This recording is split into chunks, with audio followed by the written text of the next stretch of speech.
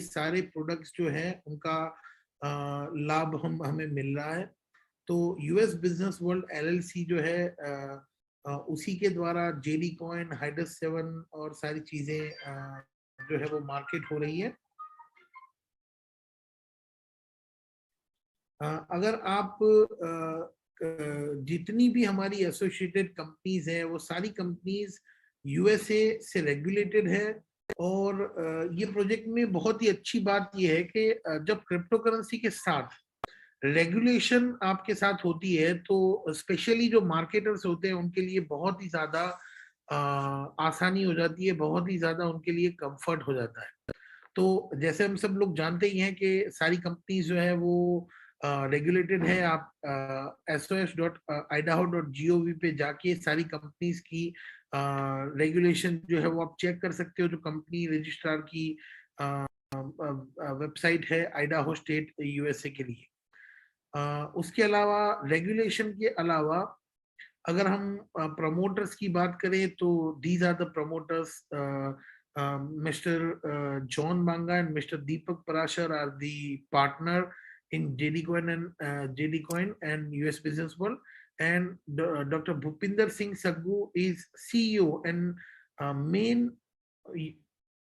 आप जो है वो ये बोल सकते हो कि डॉक्टर भूपिंदर सिंह सग्गू जो है वो मेन ब्रेन है ये प्रोजेक्ट के पीछे। जो टेक्नोलॉजीज और जो सारी चीजें इस प्रोजेक्ट में आ रही हैं या आने वाली हैं उनका पूरा जो दारोमदार है वो इन पे जाता है।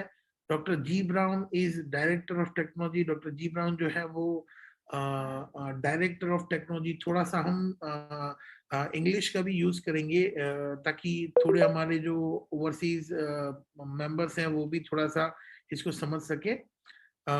मिस्टर सत्या मंडेला जो है वो सीटीओ है, चीफ टेक्निकल ऑफिसर। और इन सारे लोगों को हम लोगों ने 3 साल पहले जब हमारी शुरुआत हुई थी तो वियतनाम इवेंट के अंदर इन सारे लोगों को हम ऑलरेडी मिल चुके हैं। मोर देन 14 कंपनीज, 14 कंपनीज जो है वो यूएस बिजनेस वर्ल्ड के कंसोर्टियम में है। और हमारे जो प्रमोटर्स हैं वो डिफरेंट डिफरेंट बिजनेसेस में ऑलरेडी अपने कंसोर्टियम होल्ड करते हैं, बिजनेस कंसोर्टियम को होल्ड करते हैं। 2016 में जो है वो जेडी कॉइन के साथ क्रिप्टो करेंसी में और क्रिप्टो टेक्नोलॉजी में भी उन्होंने अपना नया वेंचर शुरू किया जिसके साथ आज हम काम करते हैं। तो जो कल के जो अपडेट्स थे स्पेशली हम आज जो बात करेंगे वो बात करेंगे कल जो वेबिनार हुआ 8 दिसंबर जो है वो जेडी कॉइन के इतिहास में बहुत ही एक आप ये समझिए कि पॉजिटिव दिन माना जाएगा कि पिछले 1 साल से जो टेक्नोलॉजीज की बात चल रही थी और जो टेक्नोलॉजीज की खास करके लोग वेट कर रहे थे because of the Covid, because of the pandemic, काफी उसमें डिले भी हुआ। और आपको भी पता है कि अगर ग्राउंड ब्रेकिंग टेक्नोलॉजी पे अगर काम चल रहा है तो वो बहुत ही ज्यादा मतलब लेंथी चीज होती है, उसके अंदर बहुत ही ज्यादा काम करना पड़ता है। तो कंपनी ने ऑलरेडी सारी चीजें कंप्लीट करके अब उसके डिलीवरेंस के स्टेज पे पहुंच चुकी है। तो कल के वेबिनार के जो जो खास पॉइंट्स थे आज हम उनको लेंगे। पर उससे पहले हम हाइड्रस 7 और जेडी कॉइन की क्या स्पेशलिटी है, क्योंकि इसकी हर एक टेक्नोलॉजी, इवन जिन टेक्नोलॉजी की बात कल भी हुई है वो सारी टेक्नोलॉजी रिलेटेड है हाइड्रस 7 ब्लॉकचेन के। हाइड्रस 7 ब्लॉकचेन के बिना ये कोई भी टेक्नोलॉजी चल नहीं सकती है, क्योंकि इसके कोर के अंदर मेन बेसिकली एक ही टेक्नोलॉजी यूज हुई है और वो है जीएनपी टेक्नोलॉजी। और जीएनपी टेक्नोलॉजी को ब्लॉकचेन में यूज करके हाइड्रस 7 को बनाया गया है। आपको थोड़ा सा आइडिया हो जाए कि भाई ब्लॉकचेन टेक्नोलॉजी में इवोल्यूशन कैसे कैसे आया। जनरेशन 1, जनरेशन 2, जनरेशन 3 और अब हम जनरेशन 4 की बातें कर रहे हैं। अगर जनरेशन को आपको समझना है तो आप उसकी ट्रांजैक्शन स्पीड को समझ सकते हो। बिटकॉइन की 10 से कम ट्रांजैक्शन स्पीड थी, इथेरियम की 20 से कम ट्रांजैक्शन स्पीड थी, अब वो अपग्रेड होने वाली है। जनरेशन 3 के कॉइन्स 1500 से 2000 ट्रांजेक्शन लेके आए थे, और अब जनरेशन 4 के कॉइन्स जो है वो 3 लाख ट्रांजेक्शन तक पहुंचने जा रहे हैं। ये आपको थोड़ा सा डिटेल टेक्निकल स्पेसिफिकेशंस के साथ यहाँ पे मिल जाएगा कि Solana, Ethereum, Binance chain, Polkadot, Cardano और ट्रॉन ट्रांजैक्शन पर सेकंड, अगर फिलहाल अगर लाइव बात करें इस सेकंड, तो सबसे ज्यादा ट्रांजैक्शन पर सेकंड, सबसे ज्यादा थ्रूपुट जो है वो सोलाना की ब्लॉकचेन दे रही है, नियर अबाउट 65,000 ट्रांजैक्शन पर सेकंड। उससे इथीरियम जो है वो कहीं पे कंपेटिबल नहीं है, इथीरियम सिर्फ 15 पे चल रहा है, but the next step in Ethereum 2.0 is 100,000, 95 to 100,000 transaction पर सेकेंड। बाइनांस चेन जो है वो ऑलरेडी अपने पीओए मॉड्यूल को प्रूफ ऑफ अथॉरिटेरियन जो कंसेंसस है उसको करके पहले उसकी चेन अलग थी, फिर उन्होंने चेन को अपग्रेड किया और अब वो भी 100,000 ट्रांजैक्शन कर रहे हैं। पोल्का डॉट जो है वो कार्डानो और ट्रॉन तो अभी भी 1500 से 2000 ही है, बट पोल्का डॉट जो है वो 10,000 ट्रांजैक्शन पहुंच चुका है। आई थिंक हाँ, यहाँ पे हमें थोड़ा सा सही अनुमान मिलेगा। अब यहाँ पे एक जो सबसे बड़ा पॉइंट मैं आपको बोलना चाहता हूँ, ट्रांजैक्शन पर सेकंड तो ठीक है, आपको नेट पे सर्च करेंगे तो आराम से मिल जाएगा, बट ये जो थर्ड वाला कॉलम है ट्रांजैक्शन फिनालिटी, ट्रांजैक्शन फिनालिटी पे नॉर्मली कोई भी ब्लॉकचेन फील्ड के अंदर बात नहीं करता है। ट्रांजैक्शन फिनालिटी एक ऐसा पॉइंट है जो मेजोरिटी ब्लॉकचेन एक्सपर्ट या ब्लॉक यूट्यूबर्स जो है वो मिस कर जाते हैं, और रियल वर्ल्ड एप्लीकेशन और रियल वर्ल्ड यूजेज के लिए आपको ट्रांजैक्शन फिनालिटी जो है वो बिल्कुल जो है वो आपको रिक्वायर्ड होता है।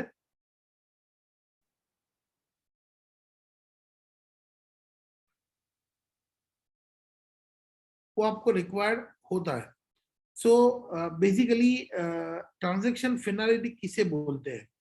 कोई ब्लॉकचेन एक ट्रांजैक्शन अगर कोई एक ब्लॉकचेन में प्रोसेस करता है, तो वो ट्रांजैक्शन सामने वाला जो रिसिपिएंट है, अगर वो कोई एक्सचेंज है, अगर वो कोई मर्चेंट है जिसको पेमेंट रिसीव करना है, तो सामने जो भी रिसिपिएंट है या उस ब्लॉकचेन को 99% पुख्ता कब मान लिया जाएगा, मतलब उसको कब कंफर्म माना जाएगा, ये जितने समय के अंदर पता लगाया जा सकता है उस ब्लॉकचेन में, उस समय को बोला जाता है ट्रांजैक्शन फिनालिटी। इसको टीटीएफ बोलते हैं, टाइम टू फिनालिटी।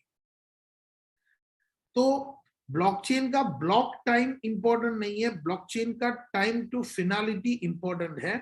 अगर आप बिटकॉइन की बात करोगे तो बिटकॉइन का टीटीएफ जो है वो आधे घंटे से मतलब 30 मिनट से 45 मिनट है।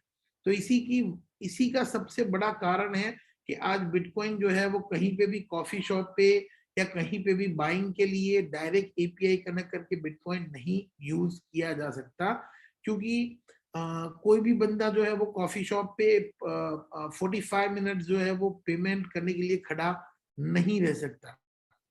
यही चीज इथीरियम में 5 मिनट है, 35 ब्लॉक्स कंफर्मेशन पे टीटीएफ जो है उसका पुख्ता माना जाता है। यूएस के अंदर 2.5 मिनट्स है, कार्डानो के अंदर 2 मिनट्स है, टेजोस के अंदर 30 मिनट्स है। सबसे फास्ट टीटीएफ जो है वो 5 या 6 सेकंड का माना जाता है। सोलाना में बोला जाता है कि उसका टीटीएफ 0.4 सेकंड है, पर जो जब उसकी शुरुआत हुई थी तब आज उसका भी टाइम टू फिनालिटी प्रैक्टिकल वे में 6 से 7 सेकंड जो है वो हो चुका है, बिकॉज उसकी ब्लॉकचेन जो है वो बहुत ही ज्यादा बल्कि हो गई है। आज हाइड्रस 7 के साथ मैं आपको बताता हूं कि हाइड्रस 7 का जो टाइम टू फिनालिटी है वो सोलाना ब्लॉकचेन से भी कम है, उसकी फीस भी सोलाना से कम है, ये भी हम जानते हैं, बट उसकी जो टाइम टू फिनालिटी है ये भी सोलाना से मतलब ब्लॉकचेन इंडस्ट्री में सबसे कम है वो 0.02 सेकेंड है। मतलब जो वीजा मास्टर कार्ड के जो मिलियंस ऑफ ट्रांजैक्शन रोज होते हैं, अगर उनको कोई ब्लॉकचेन जो है वो केटर कर सकती है तो वो हाइड्रस 7 उनको केटर कर सकती है, क्योंकि हाइड्रस 7 ने proof of stake, proof of history और प्रूफ ऑफ रेपुटेशन को यूज करके अपना ब्लॉकचेन को बनाया है। और सबसे बड़ी टेक्नोलॉजी इसमें यूज हुई है जो x NASA scientist doctor G brown के द्वारा, वो है GNP technology, geometric network progression processing technology, जिसमें वो किसी भी डेटा को कंप्रेस कर सकते हैं। यहाँ पे हम ब्लॉक के डेटा को कंप्रेस कर रहे हैं, और जो टोटल ब्लॉकचेन की कॉपी जो है, जो हर एक ब्लॉकचेन में आज बढ़ती जा रही है। बिटकॉइन की ब्लॉकचेन 350 जीबी की हो गई है, इथेरियम की ब्लॉकचेन जो है वो 650 जीबी से ऊपर की हो चुकी है। इसी तरीके से सोलाना जो है वो टेराबाइट्स के अंदर पहुंच चुकी है। सारी ब्लॉकचेन्स को एक ही प्रॉब्लम है कि उनके जो टोटल कॉपी होती है, आज तक के जितने भी हैश, उनको स्टोर करना पड़ता है अगर उसका नोड रन करना है तो। इसको बोलते हैं ब्लॉकचेन सिंक्रोनाइजेशन। अगर ब्लॉकचेन की विड्थ बड़ी है, अगर ब्लॉकचेन जो है उसकी साइज बड़ी है, तो जो नोड रन कर रहे हो आप, उस नोड पे उतने ज्यादा आपको रैंडम एक्सेस मेमोरी जो है वो रिक्वायर्ड होती है। मतलब इसका मतलब आप नॉर्मली समझ लीजिए कि कोई भी साधारण कंप्यूटर के ऊपर इसका नोड आप रन नहीं कर सकते। बट हाइड्रस 7 में जो जीएनपी टेक्नोलॉजी का यूज हुआ है, इसकी वजह से आप, ये ऐसा ब्लॉकचेन है जिसमें आप इसका नोड जो है वो एक छोटे से छोटी एप्पल वॉच के अंदर या आपके घर के अंदर जो स्मार्ट टीवी अवेलेबल है उसके अंदर भी इसका नोड जो है वो रन आप कर सकते हो। इसके अलावा आज थोड़ा सा हम रिव्यू भी कर लेते हैं कि कौन कौन सी टेक्नोलॉजी और 2022 में जेडी कॉइन और हाइड्रस 7 के साथ आने वाली है। जीएनपी टेक्नोलॉजी की बहुत सारी एप्लीकेशंस प्लान करी गई है, उसमें से एक एप्लीकेशन 2022 के ऑलरेडी फरवरी महीने के अंदर आ रही है। I think my audio is clear, so I think there is no problem with my audio.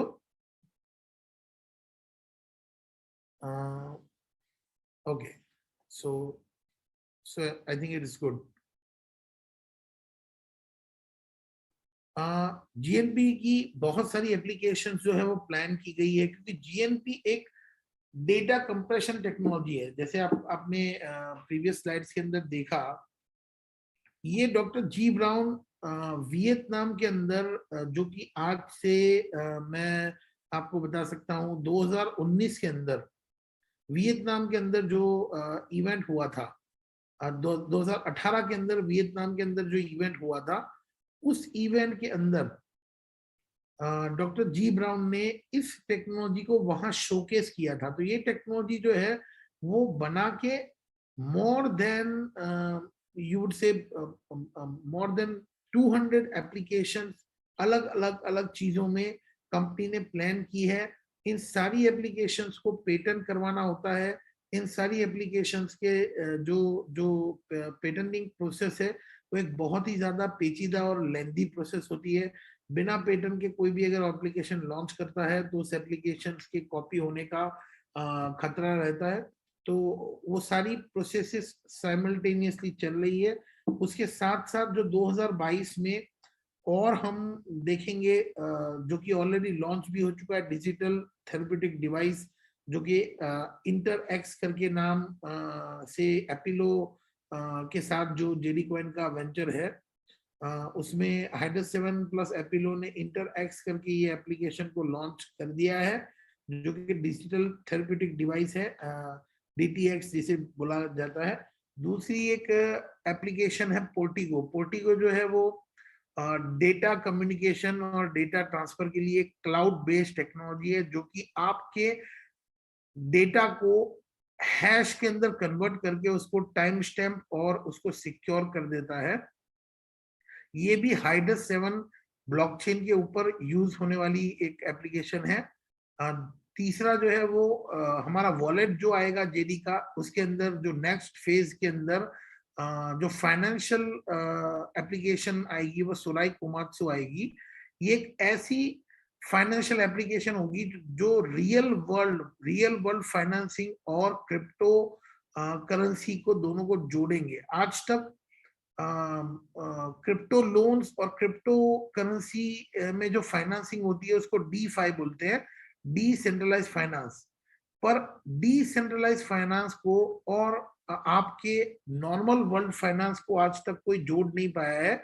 ये एक ऐसा ब्रिज बनेगा जहां पे रियल वर्ल्ड फाइनेंसिंग और डिसेंट्रलाइज फाइनेंसिंग दोनों जो है वो एक दूसरे के साथ मिलके काम कर सकते हैं। DeFi भले ही आज 20, 25, 30 बिलियन डॉलर में पहुंचा हो, पर दुनिया में रियल वर्ल्ड फाइनेंस जो है वो आज भी क्वाड्रिलियन डॉलर्स के अंदर है। आज भी रियल वर्ल्ड में जो लोन्स दी जाती है और ली जाती है वो मिलियंस में नहीं, बिलियंस में नहीं, ट्रिलियंस में नहीं, बल्कि क्वाड्रिलियन डॉलर्स में दी जाती है। अभी भी डिसेंट्रलाइज फाइनेंस उसके 0.1% तक का भी नहीं हो पाया है। ये एक ऐसी एप्लीकेशन है जो एक तरीके से सेंट्रलाइज फाइनेंस और डिसेंट्रलाइज फाइनेंस के बीच का ब्रिज बनेगी। द ब्रेन प्रोजेक्ट सबको पता है, ये एक हाइड्रस 7 के ऊपर एक ब्रेन सॉफ्टवेयर जो है उसको डेवलप कर रहे हैं, जो आपको अगर पता भी है तो हमारे CEO ने पिछले साल जब जूम में इसको बताया था कि ये प्रोजेक्ट जो है वो जो खास करके मेंटली चैलेंज लोग होते हैं, जिनके ब्रेन के कुछ हिस्सों के बीच में कम्युनिकेशन नहीं हो पाता है, तो ये द ब्रेन प्रोजेक्ट के अंदर पार्टनरशिप जो है कंपनी की, उसमें ये इसके सॉफ्टवेयर को हाइड्रस 7 के ऊपर डेवलप करवाएंगे, जो कि ब्रेन के अलग अलग हिस्सों से न्यूरोलॉजिकल सिग्नल जो है उसको रिसीव करके प्रोसेस करके दूसरे हिस्से तक पहुंचा सकता है। तो ये एक इंटरफेस की तरह काम करता है। हाइड्रस 7 में गेमिंग्स और खास करके मेटावर्स का जो नया अध्याय जो कि ब्लॉकचेन इंडस्ट्री में जुड़ गया है, तो गेमिंग और मेटावर्स जो है वो आज एक दूसरे के सिनोनिमस बन गए हैं। तो हाइड्रस 7 में जैसे हमारी पहले भी बात हो चुकी है कि वेरियस ब्लॉकचेन्स की NFT और खास करके गेमिंग NFTs के अंदर जब NFT आपको क्रिएट करनी होती है तो उसकी एक लिमिटेशन होती है ब्लॉकचेन की, उसकी एक फाइल टाइप की भी लिमिटेशन होती है और उसकी साइज की भी लिमिटेशन जो है वो ब्लॉकचेन को होती है, क्योंकि ब्लॉकचेन बहुत ज्यादा बल्की डेटा को अपने अंदर जो है वो होल्ड नहीं कर सकती।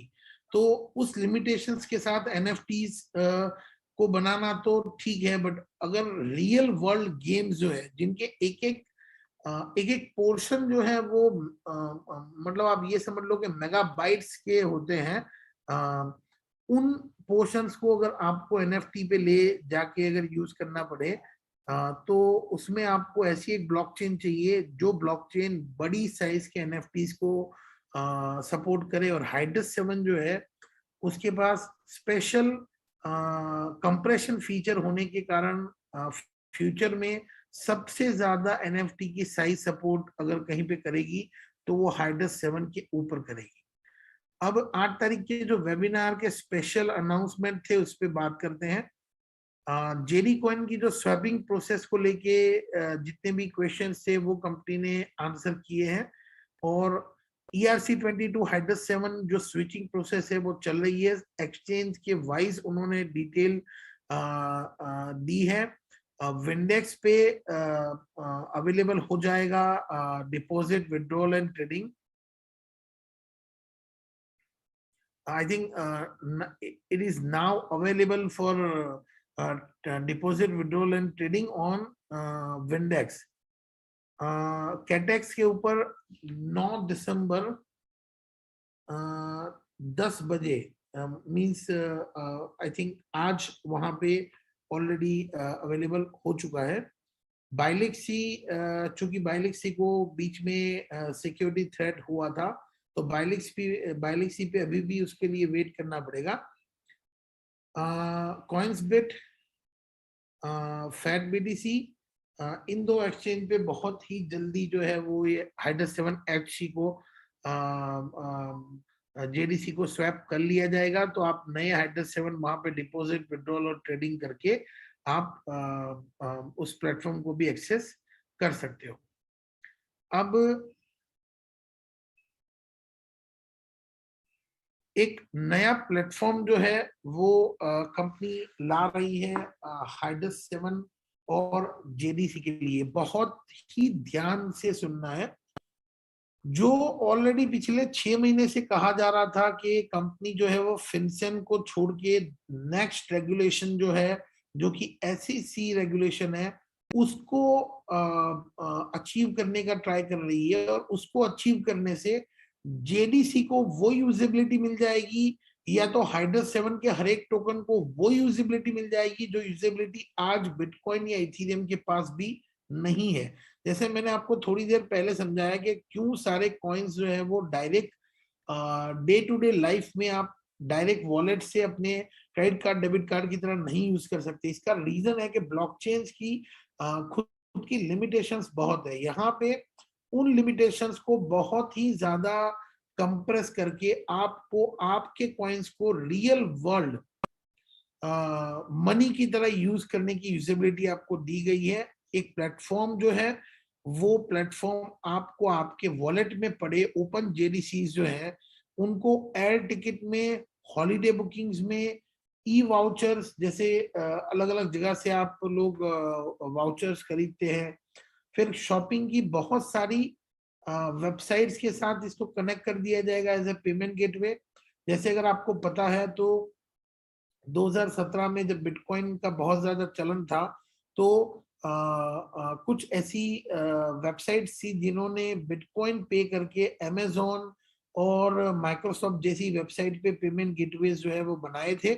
यहाँ पे हमें कोई थर्ड पार्टी की जरूरत नहीं पड़ रही, क्योंकि कंपनी ने खुद ने ये प्लेटफॉर्म डेवलप कर दिया है जहां पे हाइड्रस 7 का कोई भी टोकन, फ्यूचर टोकन होगा, वो directly as a payment gateway जो है वो इस प्लेटफॉर्म को यूज करेगा।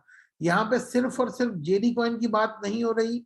जेडी कॉइन, वॉस कॉइन और कोई भी जो कि हाइड्रस 7 के ऊपर बना हुआ टोकन या कॉइन होगा, वो जो है वो इस प्लेटफॉर्म का डायरेक्ट यूज कर पाएगा।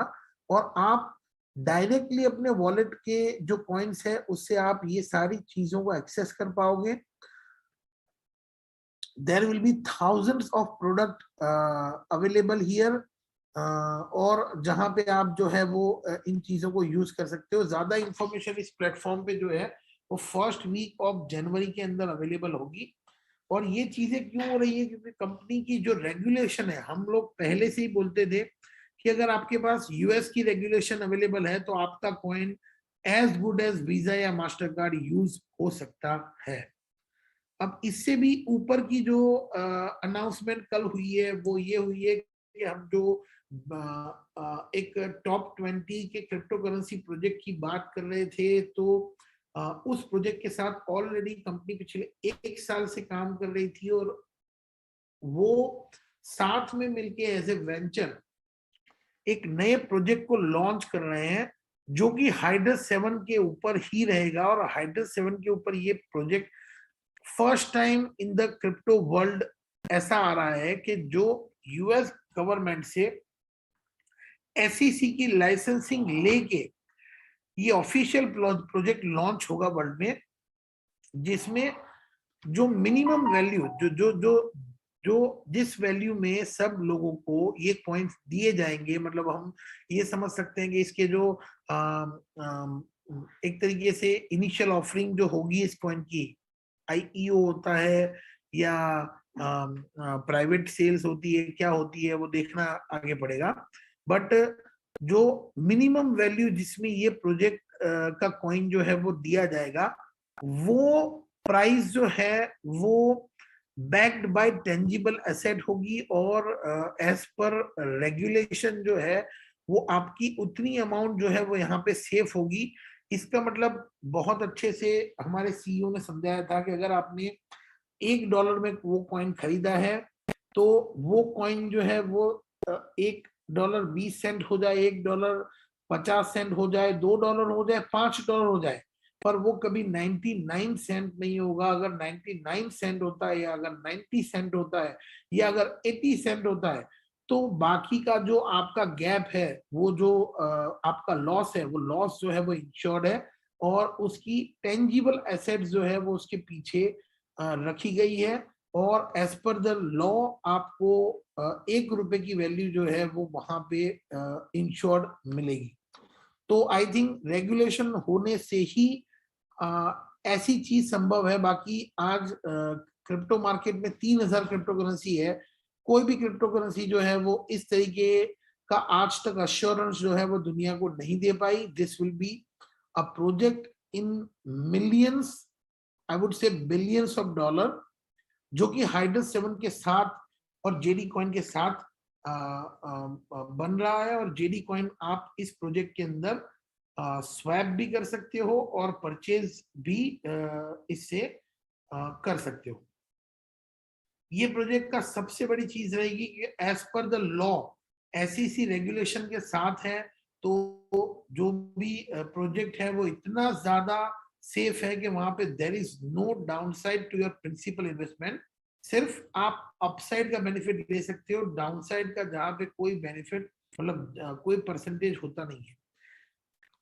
एसएलआर जो कि ऑलरेडी हैकेथॉन जिन लोगों ने देखा हो उन सबको पता है कि सबसे पहली जीएनपी की एप्लीकेशन जो है वो एसएलआर हैकेथॉन के अंदर सबको चैलेंज दी गई थी। चैलेंज स्टेटमेंट भी था।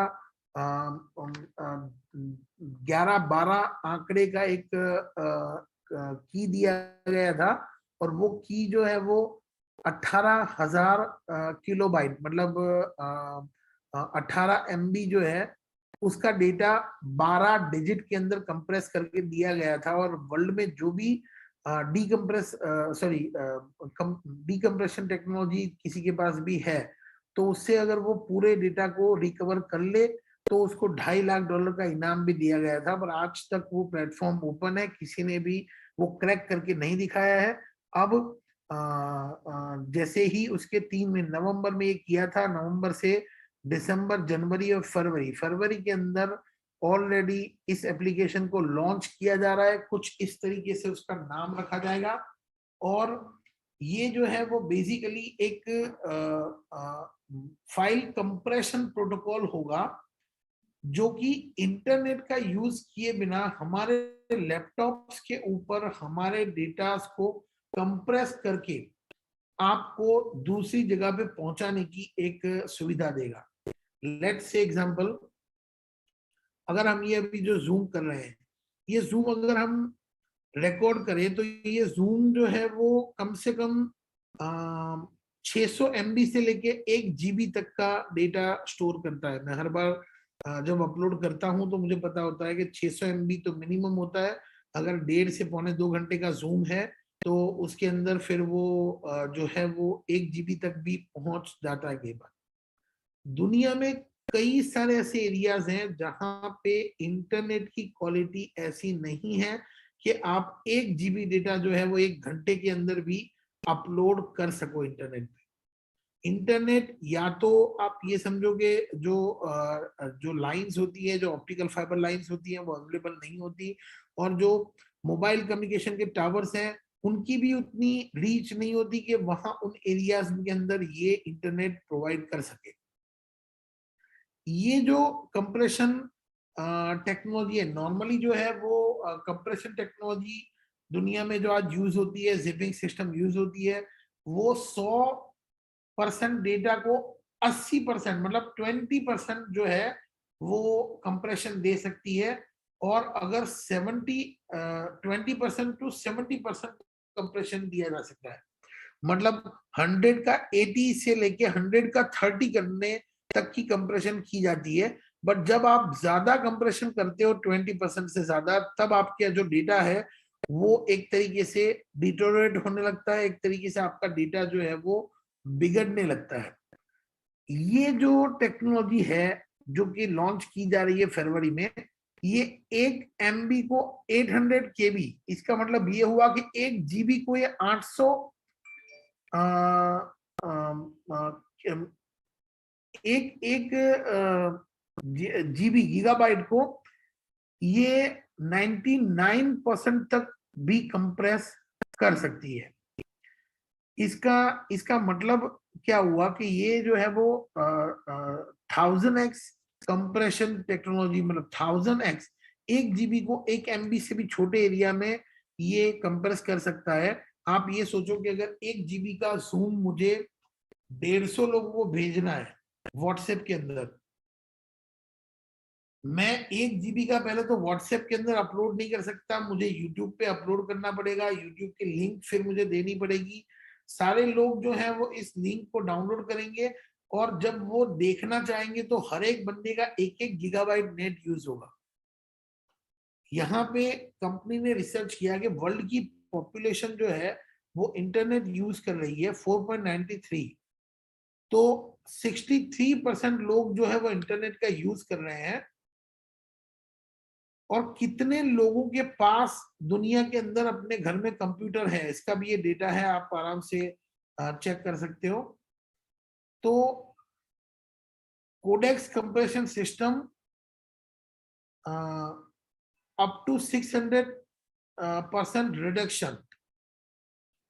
तो यहाँ पे क्या होगा कि आपकी कोई भी प्रकार की साइज या टाइप की फाइल है, उस फाइल को आपको ये सॉफ्टवेयर में डाल के आपको कंप्रेस करना पड़ेगा, और आप जब उसको कंप्रेस करोगे तो फिर उस फाइल को आप व्हाट्सएप से या कोई भी सोशल मीडिया से कहीं पे भी भेज सकते हो। अगर सामने वाले बंदे के पास ये सेम कोडेक्स कंप्रेशन सिस्टम अगर है तो वो कंप्रेस्ड फाइल को अपने सिस्टम में डाल के फिर से उसे डीकंप्रेस्ड वो कर लेगा, और ये जो सॉफ्टवेयर है उसको यूज करने के लिए आपको जो है वो जेडीसी एज ए पेमेंट जो है वो देने पड़ेंगे। अभी के लिए सिर्फ 1 जेडीसी जो है वो रखा गया है, पर जैसे जैसे जेडीसी का रेट बढ़ता जाएगा वैसे जेडीसी की जो रकम है वो कम होती जाएगी, 0.8, 0.6, 0.5, 0.4 जेडीसी। मतलब आप ये समझिए कि एक फाइल को कंप्रेस करने के लिए 10 सेंट से लेके 15 सेंट की एवरेज वैल्यू जो है वो पे करनी पड़ेगी। अब आप एक सिंपल उदाहरण लीजिए, इंडिया या एशिया के अंदर मेजोरिटी जो इंटरनेट का प्लान लोग लेते हैं, जो फोन के इंटरनेट का प्लान लेते हैं, 1 GB या 2 GB पर डे का प्लान होता है। हमारा डेटा कम्युनिकेशन इतना ज्यादा है कि अगर हम फोन पे कोई मूवी देखते हैं, कोई कुछ देखते हैं, तो 1 GB 1.5 GB तो ऐसे ही हमारा नॉर्मली यूज हो जाता है और हमारा डेटा खत्म हो जाता है। दूसरा, उस मूवी को देखने का एक्सपीरियंस भी हमारा अच्छा नहीं होता, बिकॉज ऑफ हम वो मूवी देखते हैं ऑनलाइन, और ऑनलाइन हमारी स्ट्रीमिंग की जो बैंडविड्थ है वो बहुत ही ज्यादा कम होती है। या तो हम उसको हाई डेफिनेशन में डाउनलोड करके देख लें, अगर हाई डेफिनेशन में आप डाउनलोड करते हो तो उससे भी ज्यादा डेटा यूज होता है। मतलब एक एक मूवी को अगर एचडी में आप डाउनलोड करोगे तो वो 2.5 से 3 गीगाबाइट की मूवी हो जाती है। इतना ज्यादा इंटरनेट जो है उसकी हमें कॉस्ट आती है। अगर हम ये समझ लें कि महीने का लेट्स एग्जांपल अगर हम 300 से 500 रुपया भी खर्चते हैं तो पर जीबी हमारी, पर गीगाबाइट हमारी जो कॉस्टिंग है वो 10 से 15 रुपए आ जाती है। यहाँ पे अगर उसको कंप्रेस करके अगर मेगाबाइट्स के अंदर हम ट्रांसमिट कर सकते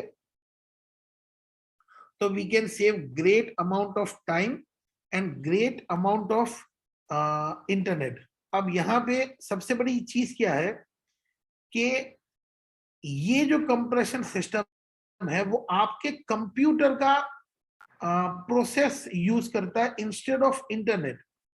अब मुझे ये बताइए, कंप्यूटर अगर आपके घर के अंदर है तो वो तो 24 घंटे में से नॉर्मली 23 घंटे तो आइडियली पड़ा रहता है, 1 या 1.5 घंटे आप उसको यूज मैक्सिमम करते हैं। अगर आपको बड़ा बल्कि डेटा जो है वो डीकंप्रेस करना है तो आप उसे अपने कंप्यूटर के लैपटॉप के प्रोसेसर के उपयोग से बड़े ही अच्छी तरीके से कंप्रेस और डीकंप्रेस कर सकते हो, बट आपके एरिया में अगर इंटरनेट नहीं है तो आप उतने बड़े डेटा को डाउनलोड या अपलोड करने की ताकत नहीं रखते। तो यहाँ पे ये जो सिस्टम है वो सिस्टम आपको भारी भरकम डेटा फाइल्स को कंप्रेस करके उसको सेंड करने की सुविधा देता है, और सामने वाले बंदे को उसको विदाउट इंटरनेट का यूज किए हुए उसको अपने लैपटॉप के प्रोसेसर के यूज से फिर से क्रिएट करके अपने कंप्यूटर के अंदर देखने की सुविधा ये देता है।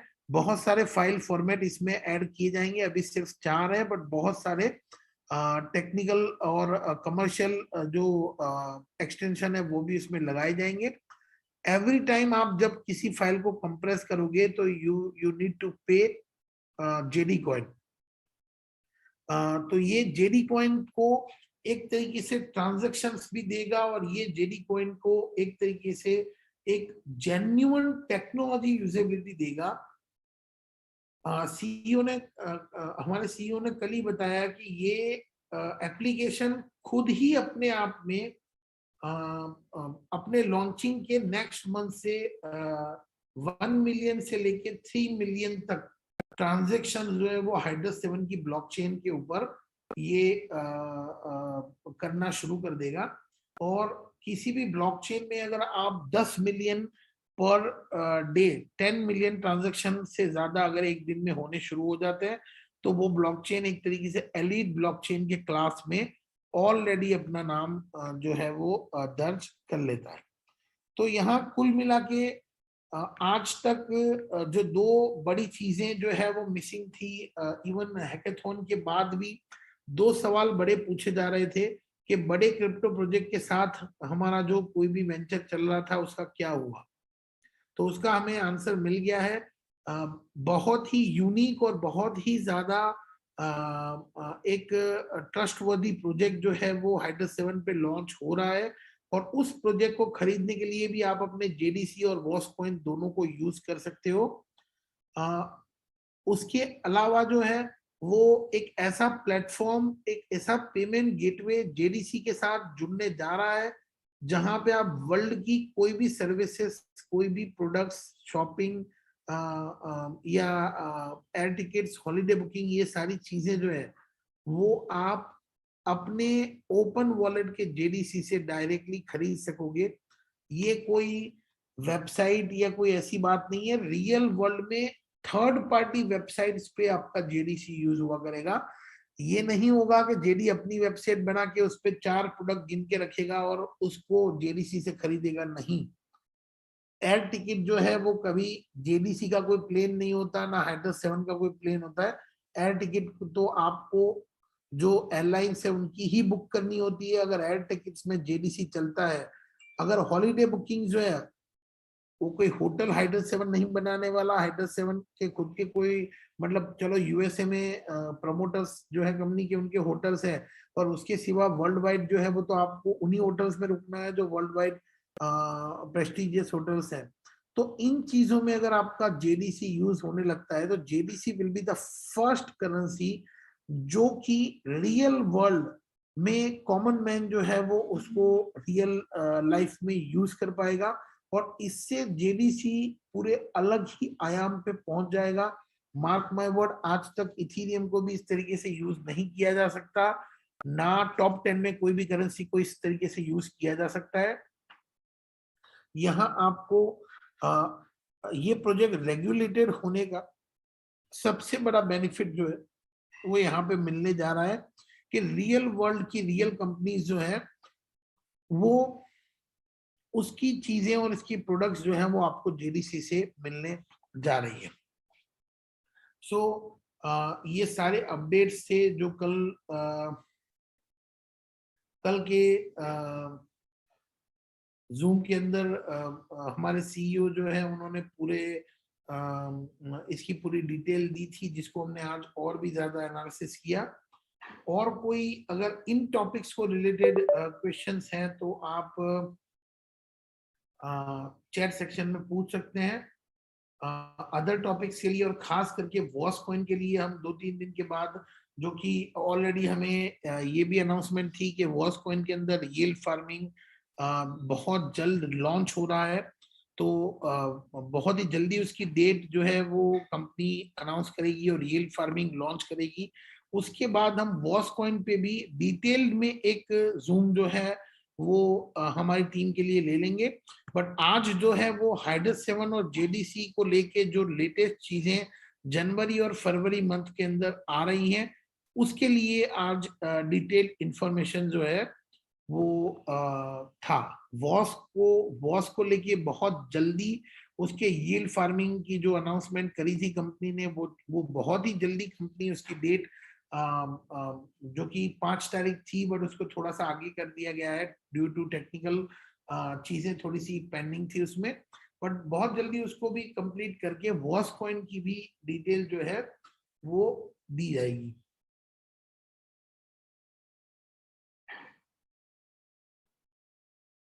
बाकी जैसे ही ये हाइडस 7 सारे एक्सचेंज इस पे अपग्रेड हो जाते हैं, हाइडस 7 के जेडीसी सारे एक्सचेंज इस पे स्वैप हो जाते हैं, कॉइन मार्केट कैप का भी जो जितनी डिटेल कुछ शो नहीं करती है वो सारी शो करने लगेगी, क्योंकि basically we are switching one blockchain to another blockchain. तो जब हम स्विच करते हैं तो जो डेटा ओरेकल से वो पूरे डेटा को एक तरीके से नहीं कॉइन मार्केट कैप को शो करती, इसीलिए कॉइन मार्केट कैप के अंदर कुछ डिटेल्स जो है वो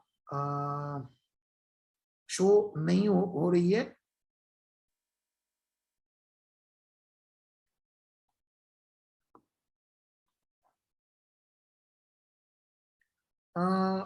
दूसरा एक किसी ने सवाल पूछा है कि डाओ डिसेंट्रलाइज ऑटोनोमस ऑर्गेनाइजेशन, तो मैं आपको बता दूं हाइड्रस 7 का जो वॉलेट है उसमें डाओ डिसेंट्रलाइज और ऑटोनोमस ऑर्गेनाइजेशन के फीचर्स हैं, और हाइड्रस 7 जो है वो फ्यूचर में अपने अपग्रेड्स और अपने डिसीजन मेकिंग के लिए डिसेंट्रलाइज ऑटोनोमस ऑर्गेनाइजेशन के फीचर को यूज करेगी, जो कि काफी क्रिप्टो करेंसीज के अंदर होता है।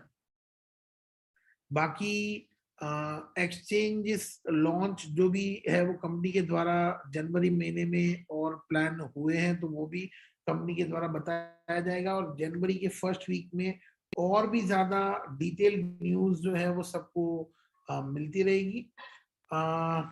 बेसिकली आप अगर टोटल प्राइस एक्शन की अगर बात करो जेडी कॉइन को लेके, तो आई पर्सनली फील के ये जो पोर्टल आएगा और उसके बाद में जो जीएनपी की एप्लीकेशन लॉन्च हो रही है वर्ल्ड में, this will be the first time के जहां पे रियल वर्ल्ड यूजेबिलिटी में जेडी कॉइन यूज होना शुरू होगा, और इस चीज के होते ही आप बहुत ही एक अच्छा पॉजिटिव प्राइस एक्शन जो है वो मार्केट के अंदर देखोगे।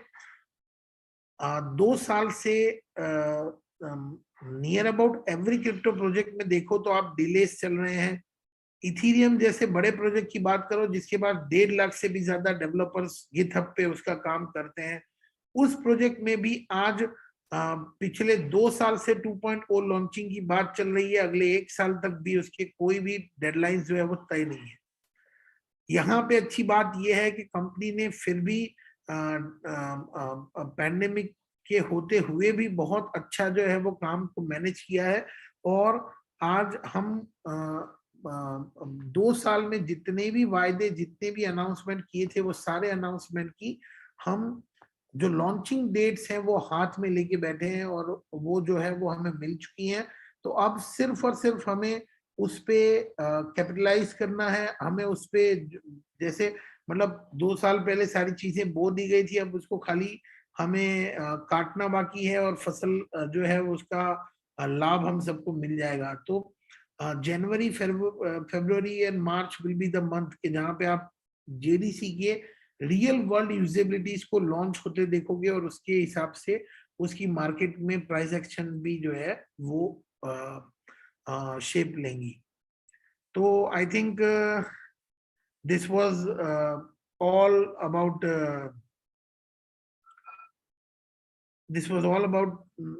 Yesterday's updation.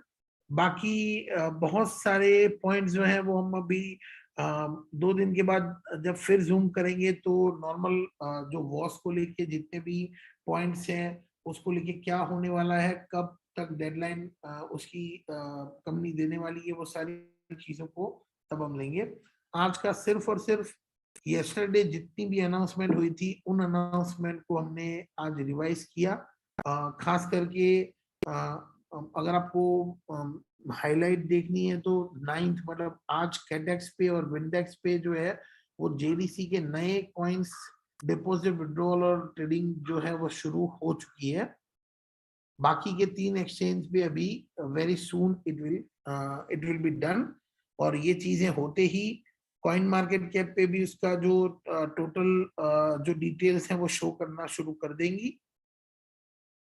ये जो प्लेटफॉर्म आने वाला है जिससे आप चीजें खरीद पाओगे, ये जनवरी 1st वीक के अंदर इसकी डिटेल इंफॉर्मेशन और लॉन्चिंग की डिटेल्स आपको मिल जाएगी। So this was all for today and thank you very much everybody. आप लोगों ने इतना कंसंट्रेशन से और ध्यान से आज का जूम सुना। There are more than 600 people right now in this Zoom. So आप सभी का बहुत बहुत शुक्रिया और आप सभी को बहुत बहुत शुभकामनाएं। और ये एक तरीके से जो पिछले 2 साल में ये जो प्रोजेक्ट जिस तरीके से अपना काम किए जा रहा था और मार्केट में बहुत सारे लोगों ने बहुत सारे क्वेश्चंस एंड क्वेरीज इस प्रोजेक्ट पे किए कि ऐसी कोई टेक्नोलॉजी दुनिया में हो नहीं सकती जो डेटा को इतना ज्यादा कंप्रेस कर दे। एंड क्या पता ये मतलब कंपनी के पास ऐसी कोई टेक्नोलॉजी है कि नहीं है। बट हम लोगों ने जब इस प्रोजेक्ट को 2018 के अंदर देखा था और वियतनाम में जाके डॉक्टर जी ब्राउन को अपनी आंखों के सामने ये टेक्नोलॉजी यूज करते देखा था, तो हमें उस दिन से पता था कि JD coin has ground breaking technology. बस सिर्फ उसको प्रिपेयर करके उसको हाइड्रस 7 के साथ लॉन्च करने की जरूरत थी, और वो कंपनी ने बखूबी कर दिया है। सबसे बड़ा पॉइंट ये है कि हाइड्रस 7 जो है वो हर एक जीएनपी की टेक्नोलॉजी जो है वो हाइड्रस 7 के बिना नहीं चल सकती, क्योंकि उसकी जो कंप्रेशन डी कंप्रेशन के जो टोकन जनरेट होते हैं वो टोकन जनरेट होने के लिए जो मेन सिक्योरिटी फीचर है वही हाइड्रस 7 पे डिजाइन किया गया है। तो आप ये समझ लीजिए कि बहुत बड़ा कंसर्न लोगों को था कि अगर ये कंपनी ये टेक्नोलॉजी कंपनी के पास है तो भी कंपनी इसको क्यों जेडीसी के साथ यूज करेगी। अब वो सवाल भी नहीं रहा। अगर ये टेक्नोलॉजी चलनी है तो वो सिर्फ हाइड्रस 7 से चलनी है, और हाइड्रस 7 पे हर एक ट्रांजेक्शन होगा तो जो उसको होल्ड करके बैठेगा उसको उसकी फीस मिलेगी, जैसे आज इथेरियम के माइनर कमा रहे हैं, जैसे आज बिटकॉइन के माइनर्स कमा रहे हैं। तो यहाँ पे आप ये समझ लो कि जेडी कॉइन सिर्फ और सिर्फ 4 गुना 5 गुना करके बेचने वाला कॉइन नहीं है। आगे जाके फ्यूचर्स में अगर उस पर millions of transaction per day होने लगे तो उसकी फीस इतनी ज्यादा बढ़ेगी कि आप सिर्फ जेडी को होल्ड करके भी ईयरली 6 से 8% और ज्यादा जेडीसी स्टेकिंग ले पाओगे।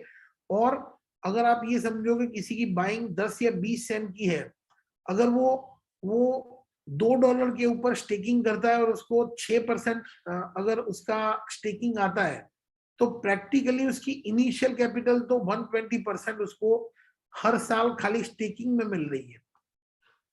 बाकी का जो कॉइन का प्रॉफिट है वो तो पड़ा है, वो तो अलग ही से पड़ा है। तो जब आपने बहुत ही कम भाव में कॉइन खरीदा होता है और वो कॉइन का भाव बढ़ता है और आप उसको जब होल्ड करते हो, क्रिप्टो करेंसी मार्केट में सिर्फ होल्डिंग का गेम है। 2 गुना 4 गुना पैसा करके बेच देने वाला हमेशा अपना माथा पकड़ के रोता है। ये हमने बिटकॉइन, इथेरियम और सारे टेक्नोलॉजी कॉइन में देखा है। लास्ट में हमने ये चीज देखी सोलाना के अंदर, $2 में खरीद के लोगों ने 8, 12, 15, 20, 25, $30 तक सब लोगों ने बेच दिया, और वही सोलाना जो है वो $250 तक टच किया। मैं कोई 5 या 7 साल पहले की बात नहीं कर रहा, मैं पिछले 1 साल की बात कर रहा हूँ। और सोलाना में जितनी टेक्नोलॉजी है उतनी सारी टेक्नोलॉजी हाइड्रस 7 में है, बल्कि हाइड्रस 7 में कुछ चीजें हैं जो सोलाना के पास भी नहीं है। तो आप ये समझ लो कि अगले आने वाले 1 से 2 साल में हाइड्रस 7, ये फर्ज कर लो कि चलो सोलाना तक नहीं पहुंचता, जबकि सोलाना के कॉइन 480 मिलियन है और हाइड्रस 7 के जेडी कॉइन सिर्फ 84 मिलियन है। आप ये समझ लो कि सोलाना जितना वो नहीं पहुंचता, सोलाना से आधी सक्सेस भी अगर वो अचीव करता है, तो अपने अपने जो कॉइन्स के जो 84 मिलियन कॉइन्स हैं और सोलाना के पास 480 मिलियन कॉइन्स हैं, तो प्रैक्टिकली अगर हम बात करें तो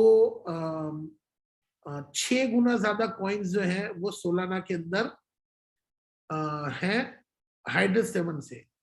अगर हम सोलाना की जितनी मार्केट कैप है उससे खाली आधी अगर हमारी मार्केट कैप पकड़ लें, तो भी $600 जेडी का भाव होना चाहिए।